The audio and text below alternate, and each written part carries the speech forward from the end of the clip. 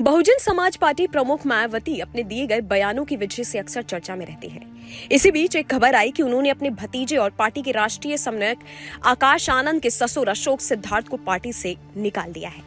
हालांकि इस बात की जानकारी मायावती ने सोशल मीडिया एक्स के जरिए साझा की। इस खबर से हर तरफ अब सन्नाटा पसरा हुआ है कि जो अशोक सिद्धार्थ मायावती के सबसे करीबी माने जाते थे, उनके साथ ही बसपा प्रमुख ने ऐसा क्यों किया। अब इतना बड़ा फैसला लेने के पीछे की वजह क्या है, वो आपको बताते हैं। खबरों के मुताबिक पिछले 6 महीनों से मायावती और उनके समधी और पार्टी नेता अशोक से काफी नाराज बताई जा रही हैं। इसके पीछे पार्टी के कुछ नेताओं का कहना है कि शादी के बाद से आकाश के ससुर की महत्वाकांक्षा काफी बढ़ गई थी और वो अपने अधिकार क्षेत्र से इतर भी पार्टी में हस्तक्षेप करने लगे थे। यही नहीं, लोगों का कहना है कि पार्टियों में गुटबाजी होने लगी थी और तरह तरह की बातें बनाई जाने लगी थी। यही नहीं, ऐसा भी कहा जा रहा है कि लोकसभा चुनाव में जिन लोगों ने पैरवी कर उन्होंने टिकट दिलवाया, वो भी हारे और बाद में पार्टी छोड़कर भी चले गए या पार्टी के अंदर ही रहकर पार्टी का नुकसान करने लग रहे थे। हालांकि इस बात पर कोई शक नहीं है कि जब उपचुनाव हुआ था, उसके बाद जो नतीजे आए थे, उससे भी बहुजन समाज पार्टी की प्रमुख काफी नाराज थी, जिसके बाद उन्होंने चुनाव न लड़ने का फैसला तक कर लिया था। मीडिया रिपोर्ट्स के मुताबिक मायावती ने सिद्धार्थ को दिल्ली बुलाकर अपने हद में रहने की हिदायत भी दी थी। ऐसा बताया गया कि मायावती ने अशोक सिद्धार्थ को काफी समझाया भी, लेकिन कोई असर नहीं हुआ।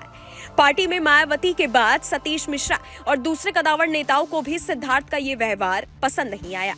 मायावती ने अपने भाई आनंद को भी इस बात को लेकर आगाह किया था कि पार्टी के सिद्धार्थ की वजह से ही पार्टी के दूसरे बड़े नेता घुटन महसूस कर रहे हैं। पार्टी में गुटबाजी हो रही है, जिसकी वजह से बसपा पार्टी आगे नहीं बढ़ पा रही।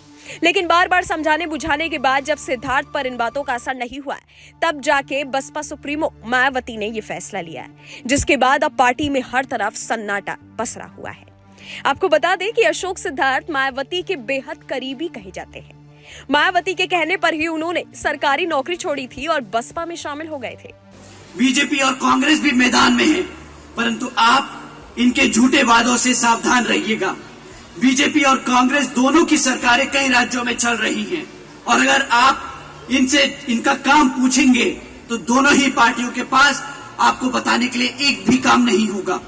ये आपको बताएंगे तो क्या बताएंगे कि हमसे मुफ्त में राशन ले लो, हमसे मुफ्त में बिजली ले लो, हमसे मुफ्त में सहयोग ले लो, पर कभी भी ये आपको मुफ्त में शिक्षा नहीं देंगे, कभी भी आपके बच्चों को रोजगार नहीं देंगे। अशोक ने मेडिकल कॉलेज झांसी से अर्थमेट्री में डिप्लोमा किया है। डॉक्टर सिद्धार्थ का जन्म 5 जनवरी 1965 को हुआ था। वो सरकारी सेवा के दौरान मामसेफ में विधानसभा, जिला और मंडल अध्यक्ष पदों पर भी रह चुके हैं। यही नहीं, साल 2007 में उन्होंने जनपद कन्नौज से गुरसाहिबगंज प्राथमिक स्वास्थ्य केंद्र में तैनाती के दौरान इस्तीफा दे दिया था और बसपा में चले गए थे।